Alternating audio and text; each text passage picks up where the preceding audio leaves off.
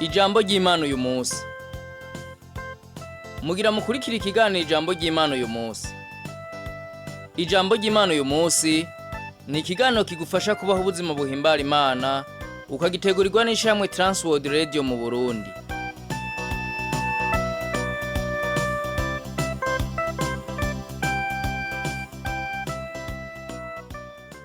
Ndakura mu kijeni nshuti mugenzi, mukunze kino kiganiro ijambo ry'Imana uyu munsi.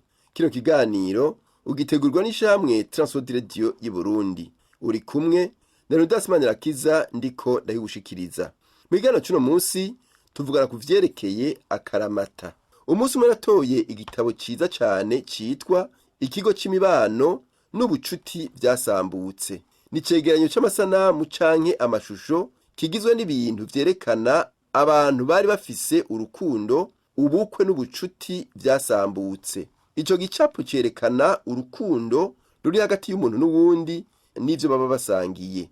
Ubu rero ivyo bitabo babitanze kw'ingabire kugira abandi basome iyo nkuru babone ingene biteye umubabaro iyo urugo rusambutse, bongere bagire icigwa bakuyemwo. Bizotuma bashira ku munzane ubuzima bwabo, barabe ko urukundo berekanye hagati yabo nk'abubakanye rwabaye rwinshi canke rukeya. Ubucuti buri muri iki gitabo buratahuritse cane, ariko bwinshi muri bwo si ubw'ukuri, ntibwari buzima, bwari ubucuti buhengamiye ku bushakanyi. Mu nzira imwe nibaza ko butahuritse kuko n'ingaruka z'ubuzima bubi abantu baba barabayemwo. Mu gihe udakoze ibintu mu nzira nziza, uba witeye mu mubabaro, kwihebura n'amaganya yo mu mutima. Uyu munsi tugiye kuganira ku bukwe n'ingene isi iriko yitandukanya n'ubukwe. Hari abantu bibaza ko ubukwe butera ingorane canke ko atabwo bakeneye na gato. Ubukwe ni ikintu ciza cane ku bakristo, eka ndetse no ku muntu wese mu buzima. Reka turabe amajambo Yesu yavuze ari mu butumwa bwiza uko bwanditswe na Mariko igice ca 10. Haravuga hati, ariko aravayo aja mu gihugu c'Yudaya no hakurya ya Yorodani. Ishengero ryongera gukoranira kuri we, yongera kubigisha nk'uko yamenyereye. Abafarisayo baza kuri we baramugeza bati, mbega biremegwa ko umuntu yirukana umugore wiwe? Nawe arababaza ati, Mose yabagereye iki? Baramwishura bati, Mose yemeye ko handikwa icete cyo kuvavanura akamwirukana. Yesu arababwira ati, gukomantara kw'imitima yanyu niko kwamwandikishije ico cete. Ariko uhereye ku itanguriro ry'ukuremwa, Imana yabaremye bari uburyo bubiri. Nico gituma umuntu azosiga se na nyina akabana n'umugore wiwe akaramata, bombi bakaba umubiri umwe. Bituma batakiba babiri, ariko baba babaye umwe. Nuko ico Imana yamatanije umuntu ntazakimatanure. Yinjiye mu nzu, abigishwa bongera kumubaza iryo jambo. Arababwira ati, umuntu wese yirukana umugore wiwe akabira uwundi abasambanye kandi amuhemukiye. Kandi nawe ubwiwe niyahukana n'umugabo wiwe akabirwa n'uwundi azoba asambanye. Turi mw'isi itumvira impanuro za Yesu Kristo. Uko vyari mu gihe ca mbere c'ishengero, niko no munsi biri. Umubano ugoranye hacaba ukwahukana. Umubano wari wagenewe abantu babiri kandi bazima, umugabo n'umugore bashobora kubana bakarangura amabanga y'abubatse, bakaba umubiri umwe, kandi ntibari bemerewe kwahukana. Iyo bahukanye ntibaba bakiri mu rutonde rw'Imana, byaba birangiye aho nyene. Iyi si tubamwo yaranse kumvira impanuro za Yesu Kristo, kandi kenshi iyo itumviye izo mpanuro ibiri kirisambura ubwayo. Reka twiyumvire uyu munsi ku mihezagiro y'ubukwe. Ukwahukana ni kubi cane, guteye ubwoba naho kubaho. Ariko aha sico tugiye gushimikirako. Ivyo tugomba gushimikirako ni ingene ubukwe ari bwiza kandi buhimbaye nk'uko Yesu Kristo yabuvuze. Imana ubwa mbere na mbere yaravuze iti, bazoba umwe. Nico gituma yaremye umugabo n'umugore kugira habe ubwo bucuti bwo kunywana. Nk'uko Yesu yabivuze, ukwahukana ni ingaruka yo gukomantaza imitima. Uyu munsi tugomba guhimbaza imitima iciye bugufi, imitima yitanaho. Isi yo umugambi wayo ni ugusambura kwiyumvira ko ubukwe ari ingorane kandi ko guta amasezerano y'ubukwe mu kwahukana harimo inyungu. Ibi nta siguro bifise. Ndibuka igitabo cyanditswe n'umuntu yitwa Rohero I citwa abaguzi, abapanzi n'abiyubakira. Kivuga ku bwoko butatu bw'ubucuti. Abaguzi n'abantu bakora ubukwe bagaheza bagasezerana ku bana nk'uko nyene inzu yitaho kuyigirira neza no kuyikingira. Abapanzi nabo ntibitaho inzu, barayibamwo gusa. Iyo bishitse hakaba ingorane canke ikazimba baca bimuka. No mu mubano ivyo birabaho. N'abantu babana ariko bagatandukanywa n'akantu gato gusa, kaba ako badahurijeko canke bataronse ibikwiye mu rugo rwabo. Abiyubakira nabo n'abantu bigungirako, bararonka ariko ntibatanga. Ubukwe rero bwari bukwiye kutubera ikintu ciza mu buzima, ariko isi irabwanka cane. Inyishu y'ukuri si uguheba ubukwe nubwo yoba ari ingorane. Inzira y'ukuri ni uguterera umuti izo ngorane, izo twebwe abanyabyaha dufise mu gutoba ubukwe. Reka rero twiyumvire kuri bimwe muri ibi. Akarorero, turabuze ugwaruka mu mashuri muri kino gihe, na cane cane mu burengero, ni kuvuga muri za Buraya n'ahandi. Turabuze rero ugwaruka kugira ngo bigishwe ingene bakwiye kwitwara mu buzima bwabo bijanye n'ico bari, baba abahungu canke abakobwa. Aha rero tugomba kuvuga ingorane z'imico yo mu burengero, aho ugwaruka gwisuka mu busambanyi bakiri bato. Mu gihe abantu bisuka mu busambanyi butagira izina imbere y'uko bubaka izabo, niho ubucuti bw'abazokubakana butangura gusambukira. Tutaravye neza, ivy'imibano bigiye kumera nabi cane kubera abantu batibanga bakiri bato. Bamwe bakariteshwa n'ababareze, abandi bakarita bavyita urukundo kandi atarigwo.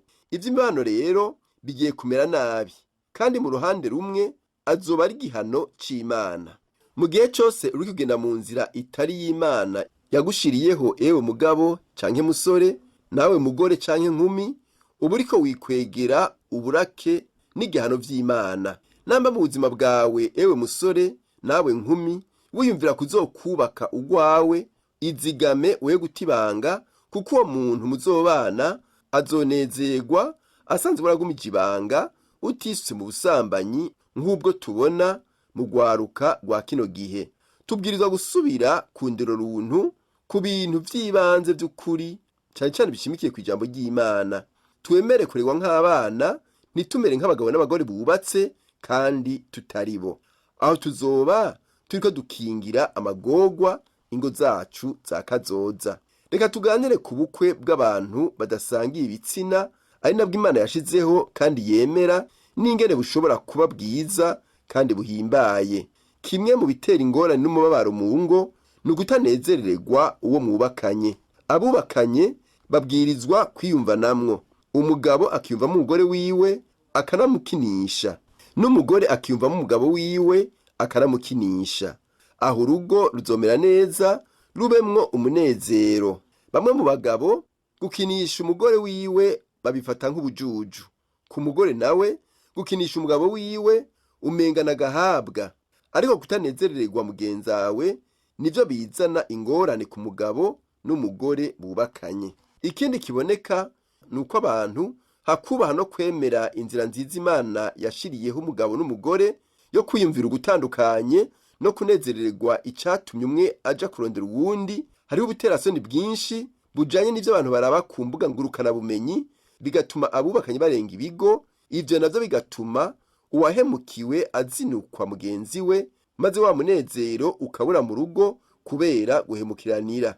Niwagira inyifato nk'iyo mu rugo rwawe, umenye ko uzogira ingorane. Umugabo n'umugore ni magiriranire. Umugabo arakeneye ivyumviro vy'umugore, n'umugore arakeneye ivyumviro vy'umugabo, kugira ngo urugo rwubakwe na bose. Biragoye gutahura ingene ubwenge bw'umugore n'ubw'umugabo bukora kandi bugerageza guhuza kuri vyose. Birasabwa ko ugerageza kunezerererwa umugore wawe canke umugabo wawe. Ijambo ry'Imana ritubwira ko bombi bazoba umubiri umwe. Rondera ivyiyumviro biri mu mugore canke mu mugabo kandi ubiha agaciro. Ijambo ry'Imana riravuga mu Itanguriro igice ca 2 umurongo wa 24 ko umuntu azosiga se na nyina akabana n'umugore wiwe akaramata. Kw'isi abavyeyi benshi bariyumvira ko bafise ubushobozi ku buzima bw'abana babo, ntibigera bareka abana babo ngo bakure, baguma bivanga mu bintu vyabo. Abavyeyi barakwiye kureka abana babo bakigenga, ntibagumize amaso ku bintu vyose umwana ariko arakora mu buzima. Ariko ni vyiza kuba hafi y'umwana wawe mu bigumbagumba vyiwe, ariko kandi si vyiza kwiyumvira ko abavyeyi bategerezwa kuba mu vyo abana bakora vyose. Abubakanye babwirizwa gusiga abavyeyi bakaja kubaka, nk'uko vyavuzwe, basige ukurabwa n'abavyeyi bagende gufatana nabo bubakanye.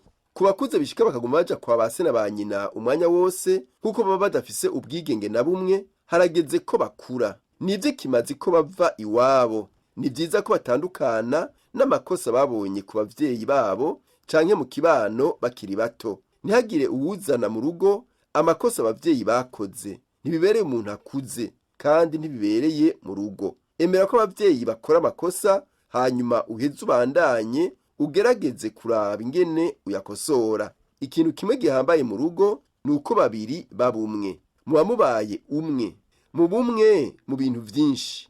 Ntubonesha amaso Yesu Kristo mu rugo rwawe aje agendagenda n'amaguru, ariko umuzi nk'umuco kuri twebwe abakristo. Nk'uko yasenze mu butumwa bwiza uko bwanditswe na Yohana igice ca 15, avuga ko abamwizera bose azobaho ubumwe bunengesereye. Abakristo babwirizwa kuba bafise ubumwe no gushira hamwe kubera Yesu Kristo, na cane cane ku ngo z'abakristo. Nawe uri kurumviriza kino kiganiro ijambo ry'Imana uyu munsi, ndashaka ko uha agaciro ivyo mudahuriza ko n'uwo mubakanye, urondera ubumwe hejuru yo kugororoka. Hari akameremere k'icaha dufise ko ugomba kwerekana ko tugororotse no kugerageza kwemeza uwo twubakanye ivyo tugomba. Iyo nzira nta vyamwa igira, ahubwo raba ivyo bitagenda neza nk'igikoresho gishobora kugushikana ku masezerano.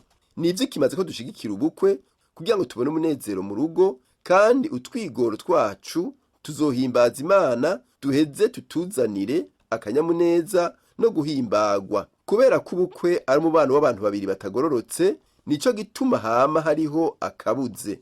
Ariko mu kubaho ukurikije amabwirizwa Imana yaduhaye, birashoboye kuryoha cane. Bishobora kutwereka ubumwe n'umwumvikano dufitaniye n'Imana, be n'urukundo rw'Imana yadukunze ibicishije mu mucunguzi wacu Yesu Kristo. Dusenge. Turagushimiye Mana Data wa twese muri w'ijuru n'isi, urukundo wakunze umwana w'umuntu rwatumye umuzeza ibanga ry'urugo. Urugo nago rukaba intango y'ishengero. Mushoboze kuribungabunga kuko umwasi agomba kurimutesha ngo ashire agasembwa ku gikorwa witangurije. Dushoboze guhagarara neza mu rugo, tubungabunge ingo zacu, tubone no kubungabunga ishengero ry'Imana. Tubisavye mu izina rya Yesu Kristo umwami n'umukiza wacu. Amen. Ikiganiro cyacu cyo munsi garukiye ngaha, naho gutaha.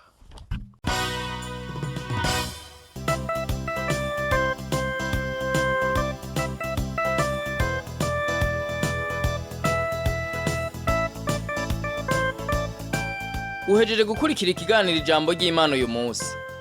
Ufise ico ubaza canke ico wunganira, twandikire kuri email TWR Burundi@gmail.org. Urashobora kuturonka kandi kuri Facebook kuri TWR Burundi. Nimero ya Whatsapp na 257 69 499 619. Urashobora kutwandikira ikete ugasanduku k'amakete 1140 i Bujumbura. Telefone yo mu biro ni 22 24 26 57. Ushobora kandi kudusanga aho dukorera ni muri Rohero ya mbere kwibarabara ryitiriwe Ubufaransa inimero 1, iruhande y'ishengero rya Anglikani rizwi ku izina rya Cathedrale Sainte Trinité.